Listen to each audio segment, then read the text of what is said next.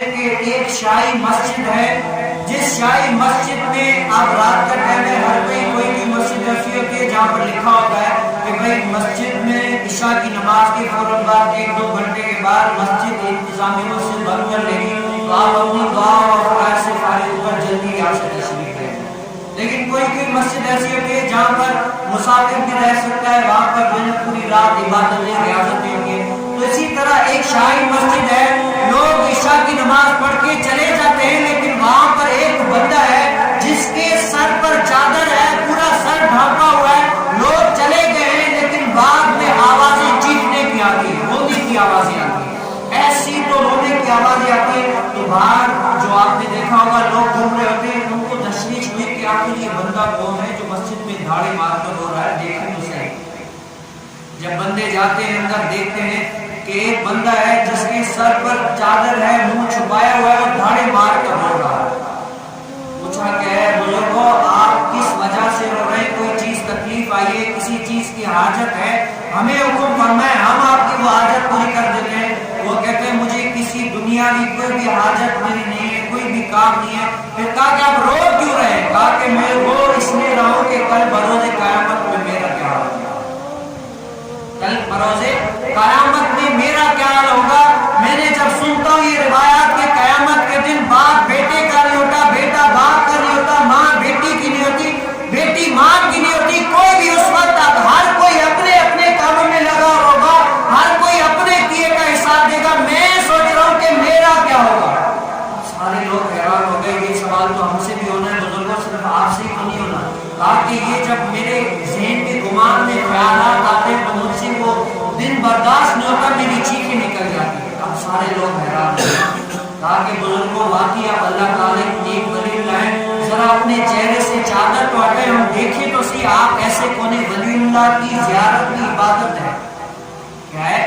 ولی اللہ کی زیارت بھی عبادت ہے۔ آپ اپنے چہرے سے یہ جو ہے نا چادر ہٹائیں تاکہ ہم نیک ولی اللہ کا، ہماری نظروں میں تو آپ ولی ہیں، اپنا چہرہ دکھائیں تاکہ ہم ولی کی عبادت کریں، دیکھیں یہ بھی ایک عبادت ہے۔ کہا کہ نہیں میری مجھے دیکھ کر آپ کو کیا کریں گے، چھوڑ دیں مجھے۔ اب وہاں سے اصرار بڑھ جاتا ہے، جب وہ اپنے چہرے سے پردہ ہٹاتے ہیں تو اس پردے کے بیچ میں کوئی عام بندہ نہیں، وہاں پر غوث اعظم جیلانی رحمت اللہ تعالی، اور میں مغرب میں ہوں، کوئی حاجت اس کو طلب پڑے، کوئی پریشانی آئے، بلانا مرید کا کام ہے، پہنچنا مجھے عبد القادر جیلانی کا کام ہے۔ اور فرماتے کہ میں اپنے مرید کو جیسے ہتھیلی میں آدمی دانا رکھے نا، تو اس ہتھیلی میں دانا ہے تو رائی کو آدمی دیکھتا ہے، اسی طرح کہتے ہیں کہ میں اپنے مریدوں کو ایسے دیکھتا ہوں، ایسے اپنے مریدوں کو دیکھتا ہوں۔ ان کا عالم یہ ہے کہ پرہیزگاری، ریاضت، عبادت، اللہ تعالیٰ کا خوف اتنا ہے کہ اتنا روتے کہ رو کے پوری باہر والے آ جاتے ہیں۔ آج ہم ان کے مرید دیکھیں کہ ہم اپنے رب تعالیٰ کی اور ان کے احکاموں پر کتنا عمل کرتے ہیں، عبادت کتنی کرتے ہیں۔ 11ویں شریف ہم بھی کرتے ہیں الحمدللہ، لیکن غوث پاک کو جو مرتبہ ملا ہے نا وہ اللہ تعالیٰ کی عبادت سے ملا ہے۔ آج ہم غوث پاک کی 11ویں لاکھوں روپے خرچ کرتے ہیں، کروڑوں روپے خرچ کرتے ہیں 11ویں شریف منانے کے لیے، پورا مجمع لگا ہوتا ہے، ساؤنڈ تو یہ وہ ڈیگیں اترتی ہیں، اشاکن رسول دینے والے دیتے رہتے ہیں۔ لیکن میں نے ایسے کو بھی دیکھا ہے کہ جو لاکھوں روپے 11ویں شریف میں خرچ کرتے ہیں لیکن نماز وہ کبھی بھی نہیں کرتے۔ میں نے ایسے بھی دیکھے کہ رات کو 12-1 بجے تک 11ویں شریف کی محفلیں سجاتے ہیں لیکن وہ اٹھ کر صبح کی فجر نمازیں نہیں پڑھتے، ایسے بھی دیکھے۔ لیکن آج میں آپ کو ایک توجہ دلانا چاہتا ہوں کہ غوث پاک کو جو مرتبہ ملا ہے نا وہ اسی طرح نہیں اپنے رب تعالیٰ کی قرب سے ملا ہے۔ غوث پاک فرماتے ہیں میں نے عشاء کے وضو سے 40 دن فجر کی نماز پڑھی ہے، 40 دن فجر کی نماز پڑھی ہے۔ کس طرح کہ میں عشاء کی نماز پڑھ کے سویا نہیں، پھر عبادت، ریاضت، اللہ تعالیٰ کی عبادت توقیر میں لگے رہے، عبادتیں کرتے رہے، اسی طرح فجر کی اذان ہوئی، پھر فجر کی نماز پڑھی 40 دن تک۔